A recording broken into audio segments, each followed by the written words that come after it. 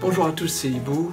Alors, aujourd'hui on va parler un peu de cryptographie, code RSA, chiffrement, toutes ces choses-là, cryptographie symétrique, asymétrique et tout. J'ai remarqué que pas beaucoup de monde savait comment ça marchait, que c'était un sujet qui pouvait être intéressant à traiter. Donc c'est parti du coup. Avant de commencer, j'explique que j'ai retiré l'intro, parce qu'en fait elle est... On va pas se mentir, elle est pas terrible. Donc du coup je l'ai enlevé au montage. Je verrai plus tard si je fais une intro ou pas, mais je trouve que ça fait perdre du rythme à la vidéo en fait. Bon c'est des tests, hein. Moi je commence à peine à monter, je commence à peine à faire des vidéos et tout ça, à m'enregistrer, à me filmer, c'est des choses avec lesquelles je suis pas très à l'aise. Mais là j'ai l'impression que ça fait perdre du rythme à la vidéo, donc je l'ai enlevé pour le moment, c'est un test. Vous me direz dans les commentaires ce que ça donne, si c'est mieux comme ça, sans l'intro. Mais bon, en tout cas je verrai, je ferai des expériences plus tard. Voilà. Bon, maintenant que cette mise au point est faite, il est temps de rentrer un peu dans le vif du sujet et de parler de la cryptographie. La cryptographie, vous savez tous un peu ce que c'est. On peut chiffrer un document pour que seulement nous puissions le lire, ou alors on peut chiffrer une conversation pour pouvoir échanger de façon secrète. Il n'y a pas que ça aussi, il y a des cryptographies utilisées un peu partout. Vous avez dû entendre parler beaucoup de crypto-monnaies, les systèmes bancaires aussi qui utilisent la cryptographie, qui utilisent des clés, des systèmes de clés, toutes ces choses-là. On va désépaissir un peu le mystère autour de tout ça. De mon côté, j'ai beaucoup travaillé en solo.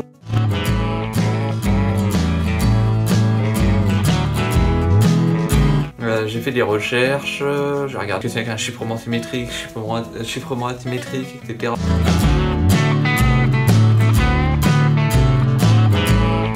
Des calculs à faire, j'ai fait des expériences.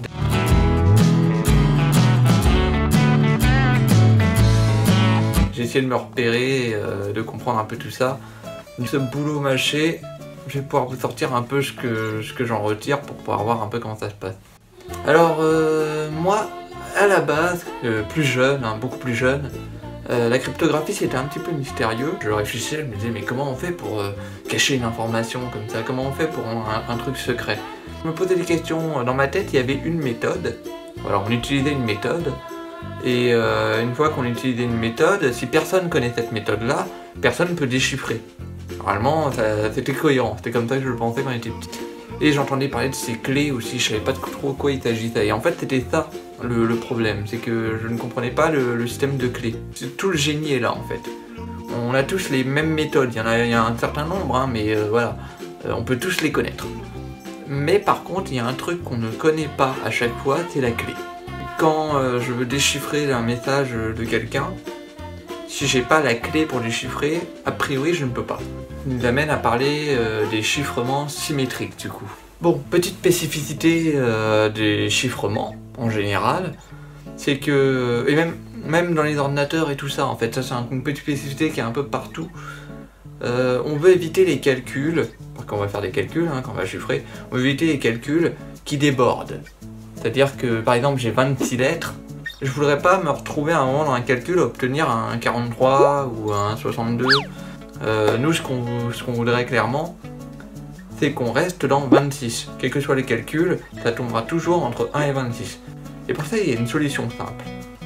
On a l'habitude de conceptualiser le calcul comme étant quelque chose sur une droite.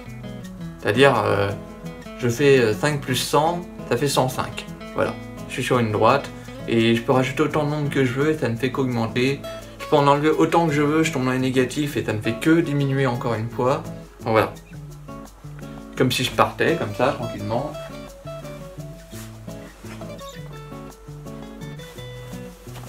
Et clairement, là, j'aurais pu partir très loin et je ne serais jamais réapparu. Moi, je vous parle de faire un truc dans lequel ça fait plutôt ça.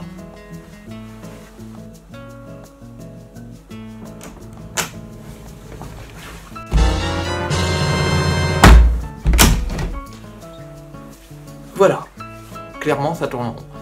Et on fait ça avec les nombres. Bah oui, ça limite carrément le problème. Imaginez qu'après 26, je retombe sur 1. C'est parfait. Quel que soit le calcul, comme ça reboucle, je suis toujours dans les bons nombres. Si je fais du calcul avec ça, ça va tout simplifier. Et on va faire que ça. On va faire du calcul de cette manière-là. Ça va nous éviter de devoir contrôler à chaque fois qu'on ne sorte pas des bornes. Bon, c'est parti. Il est temps d'entrer dans le vif du sujet. On va aborder le chiffrement symétrique dans un premier temps. Il y en a deux, hein, symétrique et asymétrique, Et là on va parler du symétrique, voir pourquoi il est symétrique et de quoi il s'agit. Il y a un chiffrement symétrique dont j'ai déjà parlé et que vous connaissez tous. C'est le code de César. Je pense que vous avez tous déjà fait cette petite astuce là. Vous remplacez dans un message les lettres par des nombres et ensuite vous faites plus un nombre sur tous ces nombres là et vous remplacez à nouveau par des lettres. Et ça va vous donner complètement d'autres lettres et du coup le truc va devenir illisible. Et on s'est tous déjà retrouvé devant un message comme ça où on a toujours notre petite méthode de trouver la lettre qui se répète le plus parce que le nombre qui se répète le plus ça risque d'être le E. Du coup on saura c'est quoi le décalage entre 5 qui est la position de l'alphabet du E et le nombre qu'on a sous le nez quoi.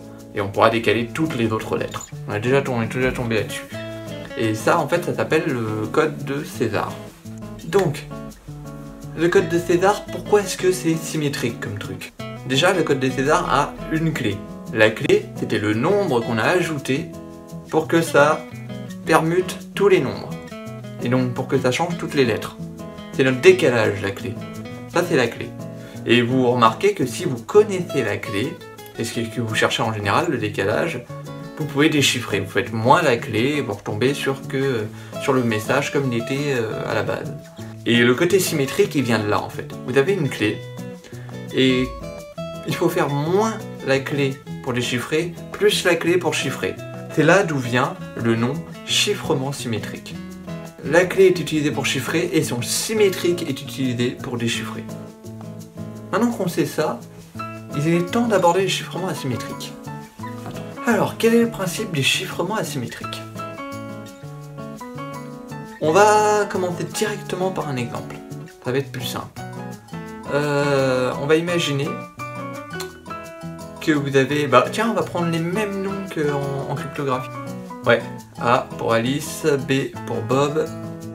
Du coup, Alice, je vais envoyer un message à Bob. Un message chiffré. Comment elle va faire? En fait, le délire, c'est d'avoir deux clés. Une clé qui chiffre, une clé qui déchiffre.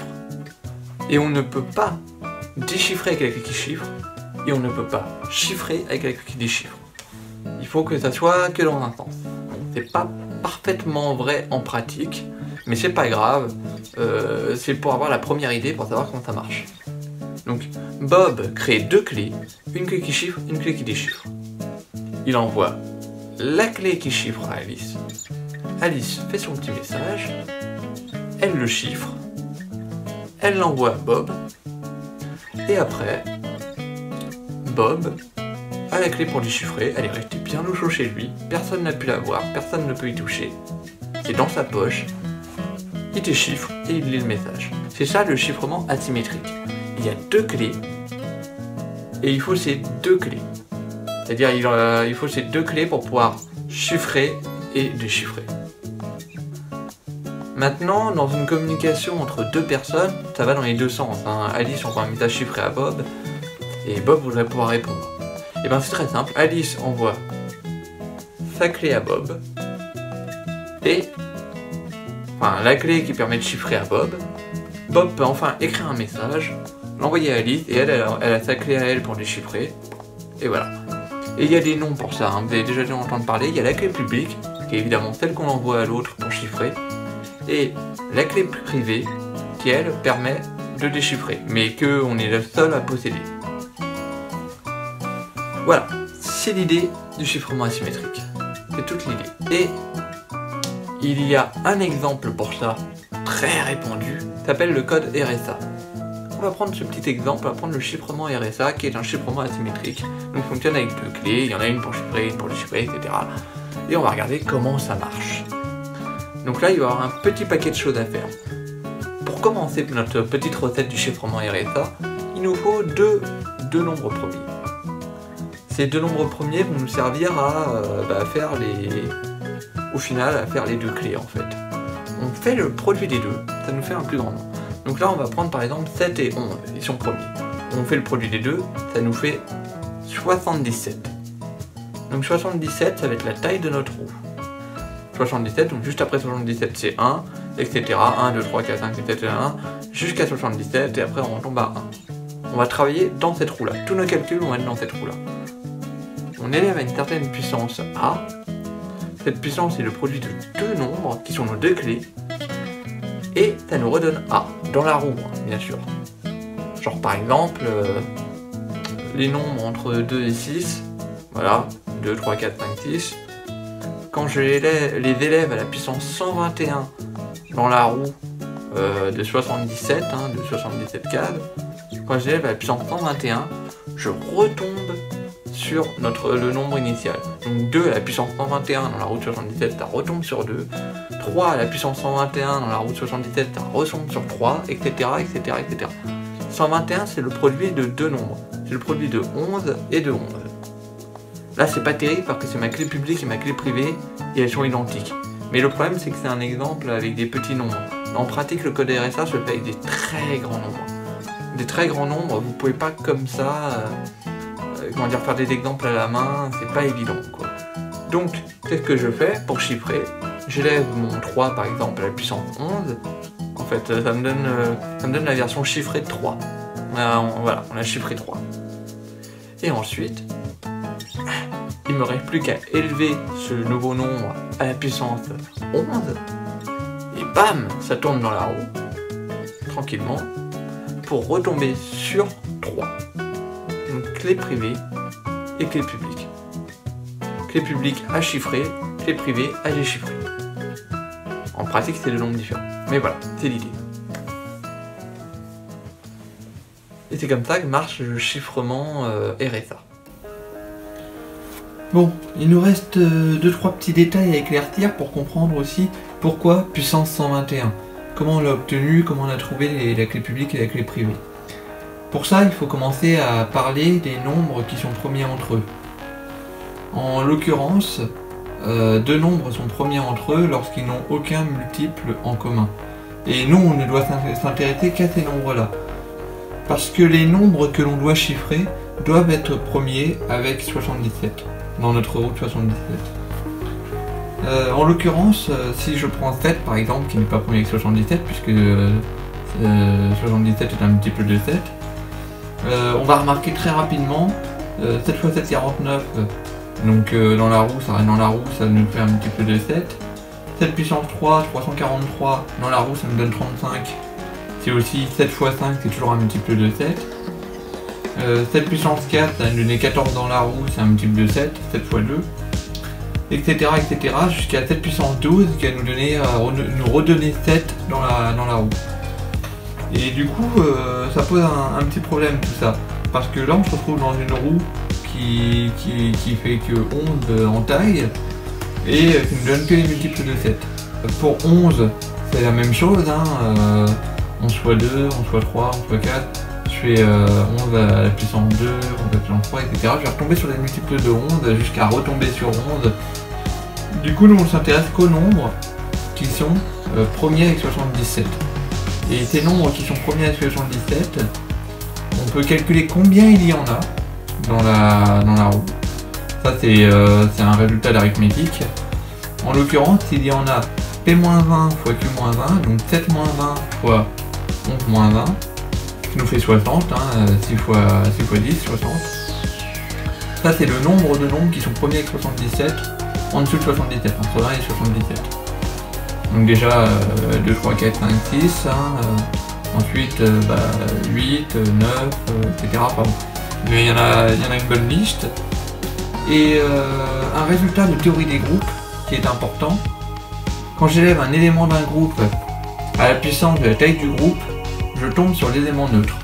Là en l'occurrence pour qui est multiplicatif, je vais tomber sur 1. Et ça c'est important en fait, parce que là, nous, les éléments de notre groupe multiplicatif, il n'y en a que 60.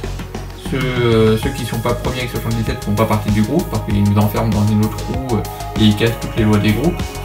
Et en fait, pour trouver les clés privées et clés publiques, on va devoir trouver un nombre qui, dans la route 60, va nous donner 1. Donc pour être 1 dans la route 60, il y a 61 par exemple, qui est 1, 121, etc. Ça fait 1 dans la route 60.